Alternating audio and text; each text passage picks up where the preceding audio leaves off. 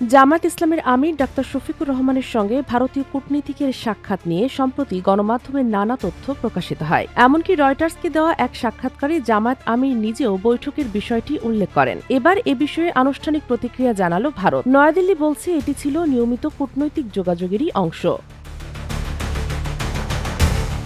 শুক্রবার ভারতের পররাষ্ট্র মন্ত্রণালয়ের নিয়মিত সংবাদ সম্মেলনে এক প্রশ্নের জবাবে এ মন্তব্য করেন মুখপাত্র রণধীর জসওয়াল। তিনি বলেন, বাংলাদেশে নিযুক্ত ভারতীয় মিশন সব রাজনৈতিক ও সামাজিক পক্ষের সঙ্গে যোগাযোগ বজায় রাখে। এই যোগাযোগের অংশ হিসাবে গুরুত্বপূর্ণ ব্যক্তিদের সঙ্গে সাক্ষাৎ হয়ে থাকে। জামায়াতের সঙ্গে ভারতীয় কূটনীতিকদের সাক্ষাৎও সেই প্রেক্ষাপটেই দেখা উচিত।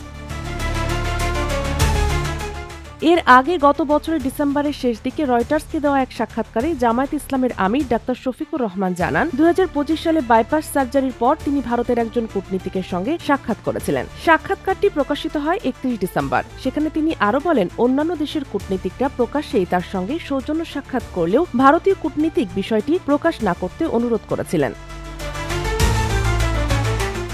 সাক্ষাৎকারটি প্রকাশের পর বিষয়টি নিয়ে রাজনৈতিক অঙ্গনে ব্যাপক আলোচনা তৈরি হয়। পরে নিজের ভেরিফাইড ফেসবুক পেজে এ বিষয়ে একটি ব্যাখ্যাও দেন জামায়াত আমির। এর প্রায় ২ সপ্তাহ পর ভারতের পররাষ্ট্র মন্ত্রণালয়ের পক্ষ থেকে এ বিষয়ে আনুষ্ঠানিক বক্তব্য এলো। Sheikh Masuma, news desk, daily our Bangladesh.